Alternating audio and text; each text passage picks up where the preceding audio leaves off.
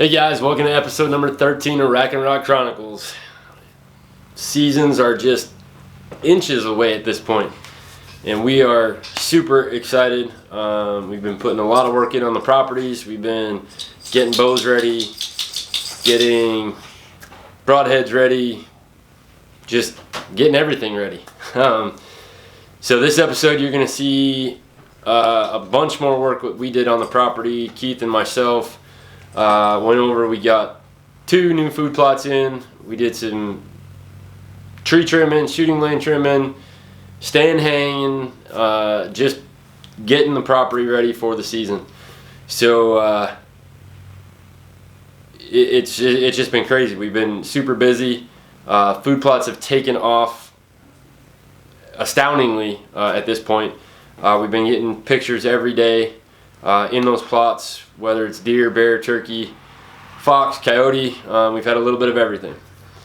We're also going to flip it out to Mckenna and Derek out in Kansas with waterfowl season just right around the corner. They got together with some of their friends out in Kansas, and we're planting a marsh. So you'll understand by some of the stuff they explain on how they can plant and what they can plant that isn't considered bait or illegal to hunt over for waterfowl. So you'll get to see all that action, and we'll throw in a little quick venison recipe at the end. So stay tuned, guys, and hope you enjoy this one. We'll talk to you soon. Hey guys, this is Keith from Rack and Rod Chronicles. Today we're going to talk a little bit about food plot prep. As you remember from our first episode, this was the spot where we did our soil samples. Since then, I've mowed it down about 4 weeks ago, and I let it sit for a week to let the grass brown up in that, and then I hit it with the tiller. So it's all tilled now for about 3 weeks. As you can see, it's all browned up good. The grass is starting to break down a little bit. We do have some fresh green coming up here, but we're going to hit that with the tiller again today. And then next step, we're going to put some lime in there. We might even quick till it again or just drag harrow it. We'll see how well it tills up today, how fine it gets. I don't want to dry it out too much because it's been pretty dry this summer compared to the last couple of years. And then we'll get the seed in it. We'll disc harrow it over, get the seed set good. And then hopefully they're calling Tuesday, Wednesday, we should have some good rain. So it should be a perfect time to get it in. We've had some good heat. We get some rain this week, and we should have our food plot really kicking off. So hopefully you guys stick around and you'll kind of get to see the progress, what's going on, and we'll get the tractor and tiller up here in a few minutes, and we'll give you a little shot what that looks like.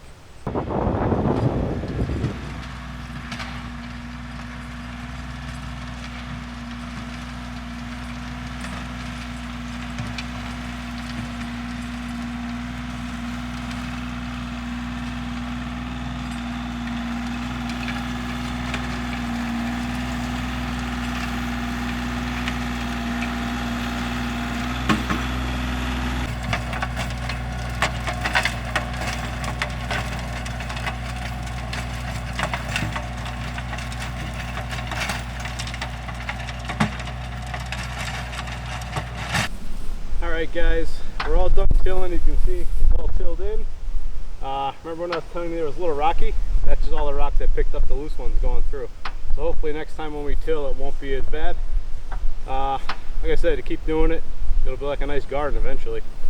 But we're all done. Like I said, tomorrow we're going to try to get some lime, put that down, and hopefully plant the seed because we're supposed to get some rain Tuesday, Wednesday. So look forward to the next part of this, and hopefully we'll be planting that part.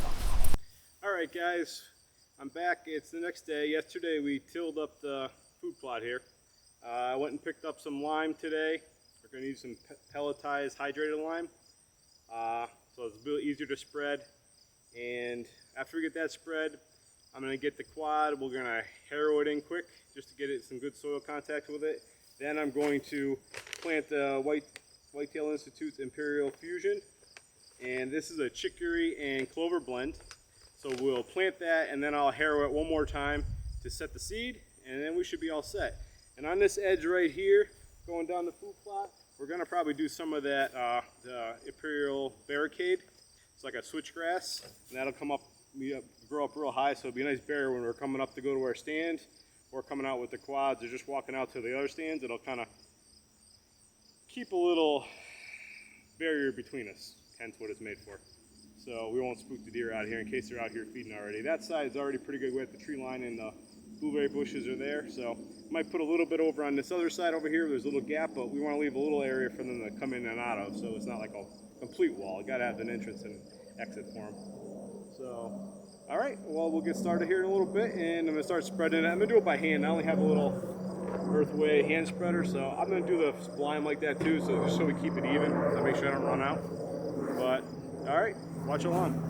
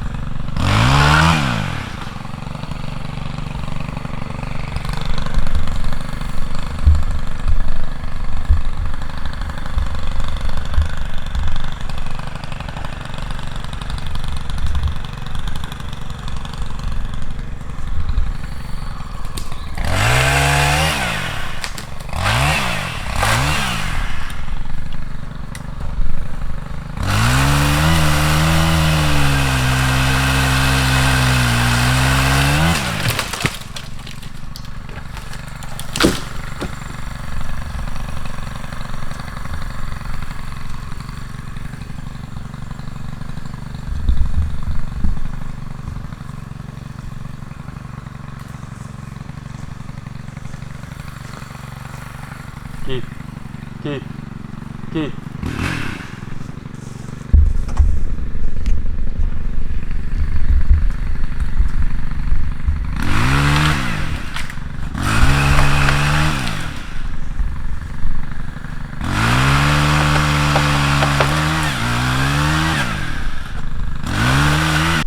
Hey guys, Keith here.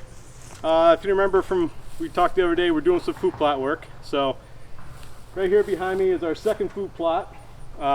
It's already planted in that. We limed it, planted it, tilled it, raked all the seed in. But today we're coming through because we got a big pine tree here and it's got a lot of low-hanging branches. So we're going to use the pole saw, we're going to nim all those branches off just to make sure we get proper light for our food plot so it doesn't shade out the center of it. And also make it a little better for shooting in that too, so they're not in our way. So just follow along today while we do a little tree trimming. We might even put up a tree stand today. So should be pretty good. Getting close to October.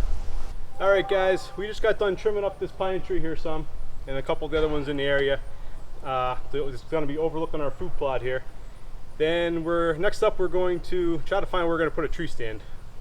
So this is a new spot. We don't usually hunt this because we haven't had a food plot here before. So there's a lot of deer activity in this area. They cross through here a lot. So hopefully with this food plot, it'll get them to stop and hang out here a little bit more. And so now we're going to look for that spot to put the tree stand. Probably on one of these pines. It'll give us a lot of back cover, especially when we're filming. Have a bigger footprint, so we're not still at it as much. So we're going to start looking. And we'll probably throw the stand up today too. So we'll catch that probably in here a little bit. Absolutely.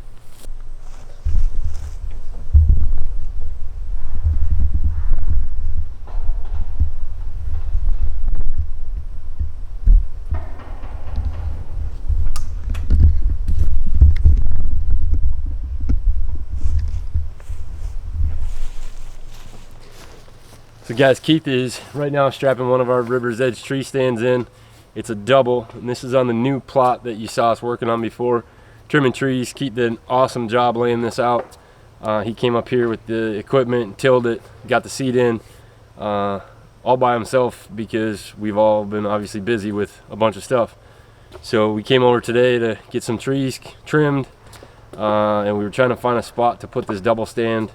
Obviously, his wife hunts, my wife hunts, my kids hunt. So we wanted a small little plot that we can get them into and hopefully be able to get a doe or two on the ground this season. So we'll let him finish strapping this bad boy in and possibly put up one more stand today before we head out.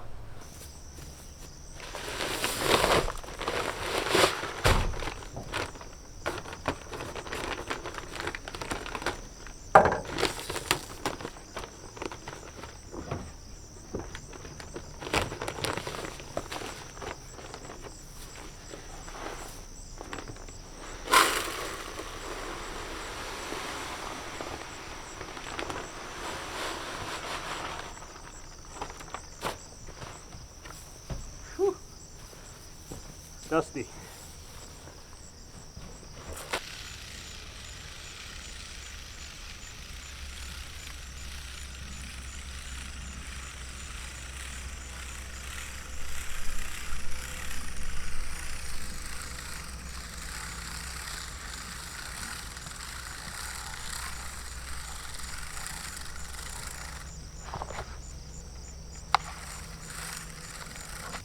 All right, guys.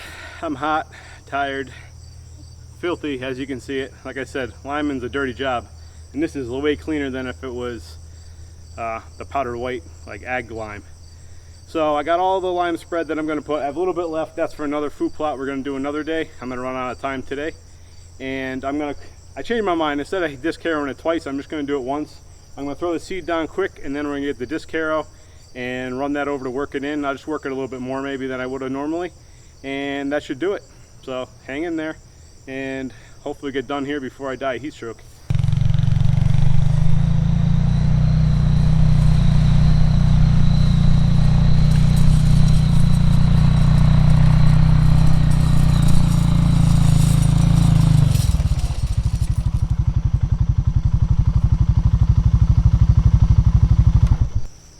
All right, guys, I'm sweaty, I'm dirty, but I'm done.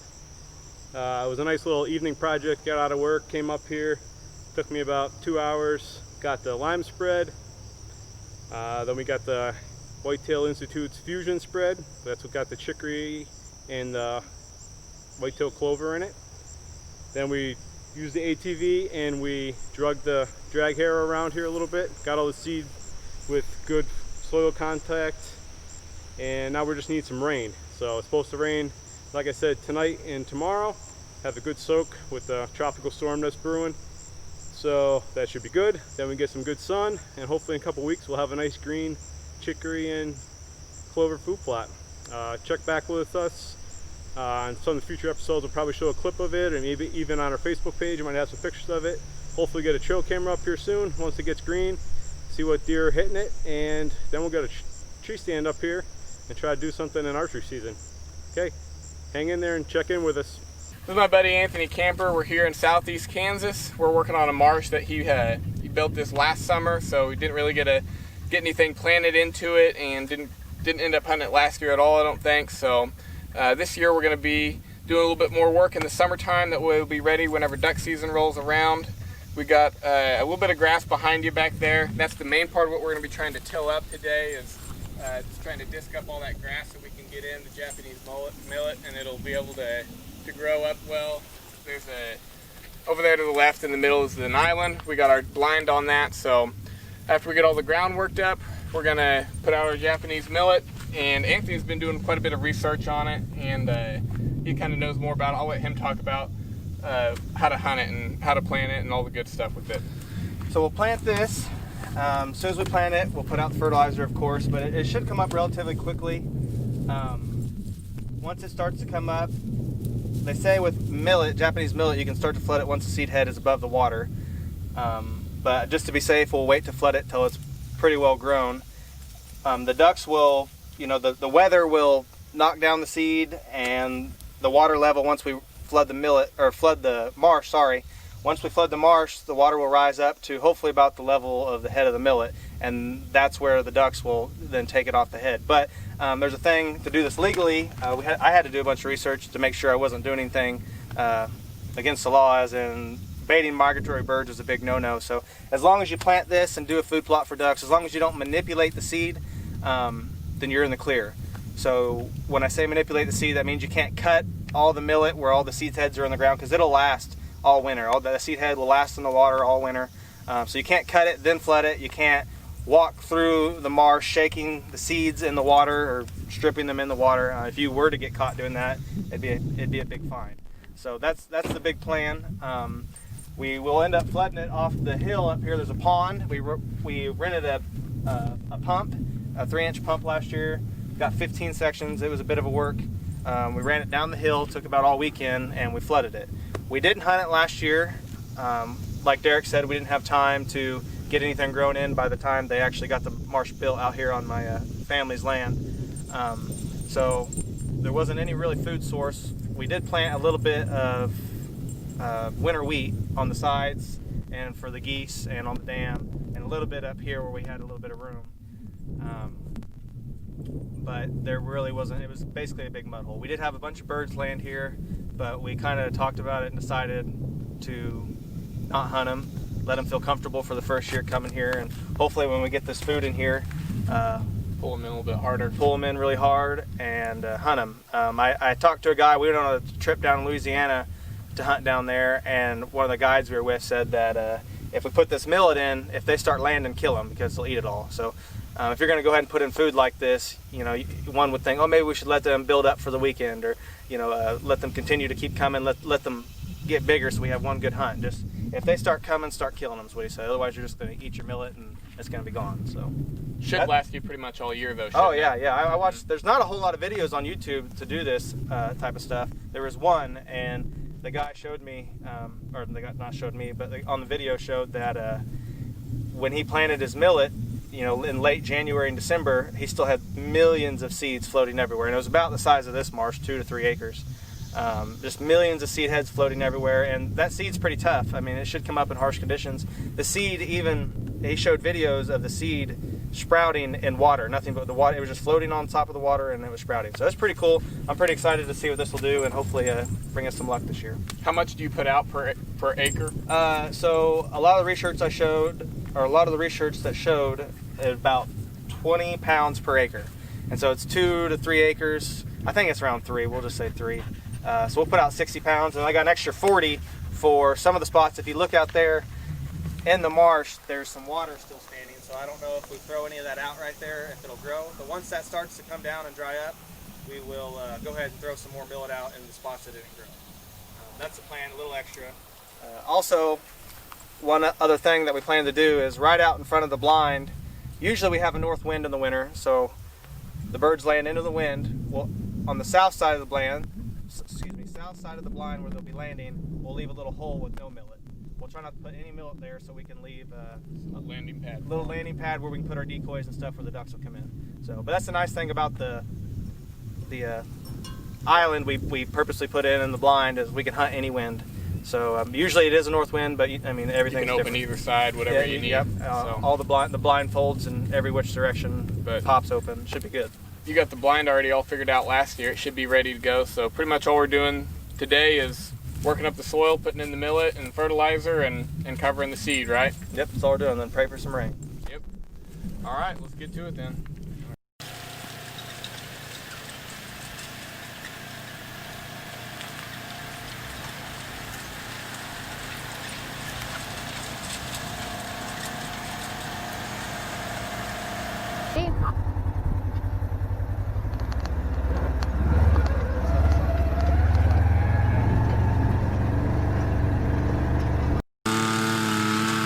Well, we got Lucas over here spreading the millet.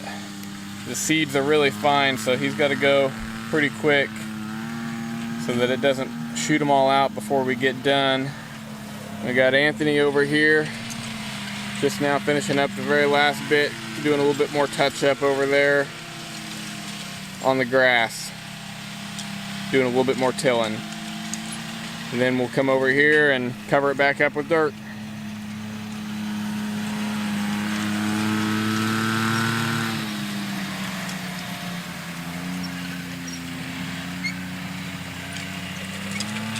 Hey everybody, I figured I'd give my try at doing a little recipe for you guys. So we, back in episode 10, you saw Rick and a few of his buddies go up to Lake Ontario and do some salmon fishing.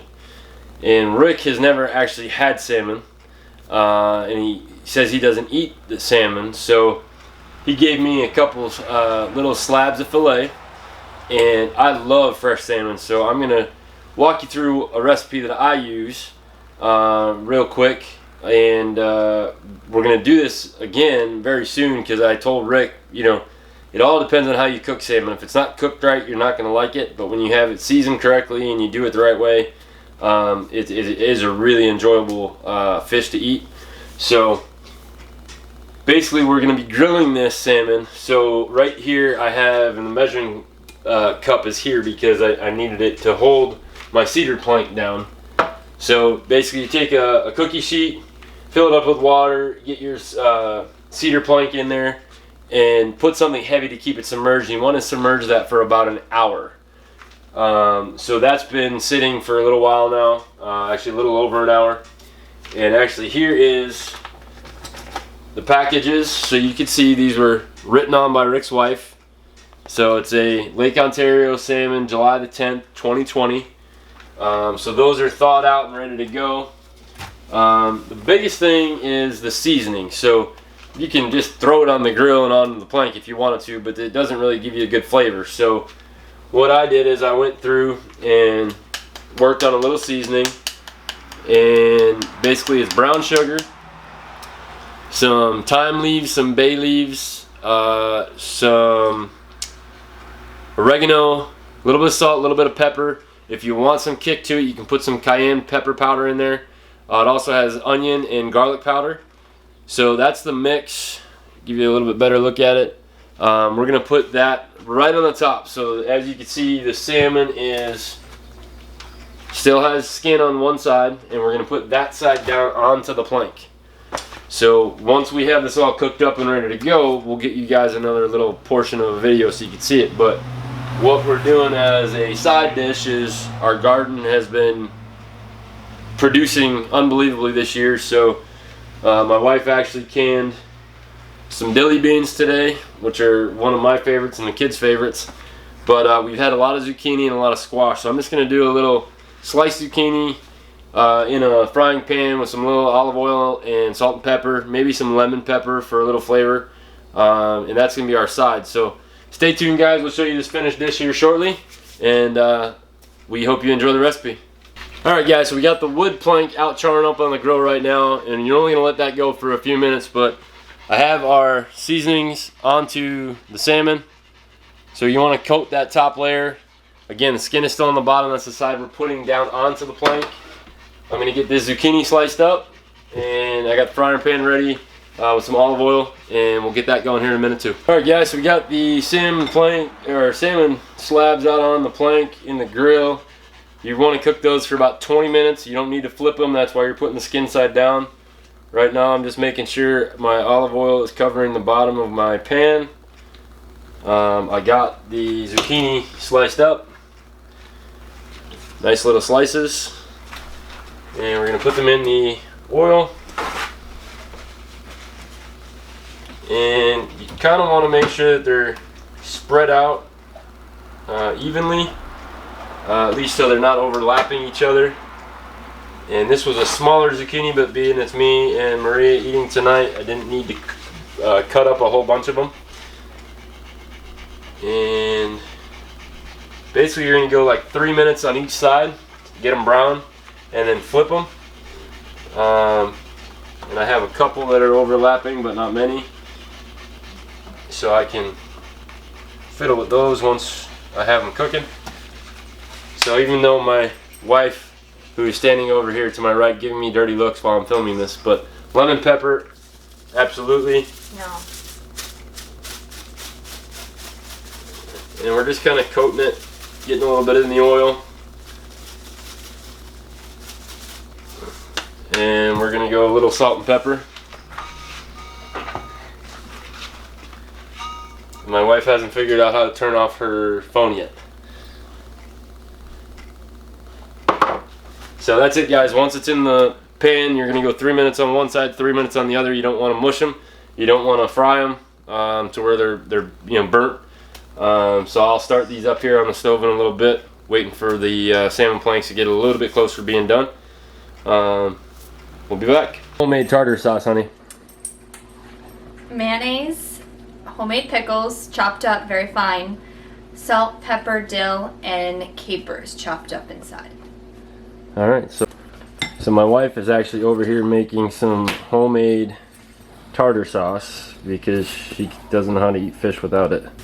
Alright guys, so Maria's just finishing up the last little bit of the zucchini in the frying pan, but we have a finished plate. You got a little olive oil fried zucchini with some unbelievable fresh caught salmon, all seasoned up, ready to go.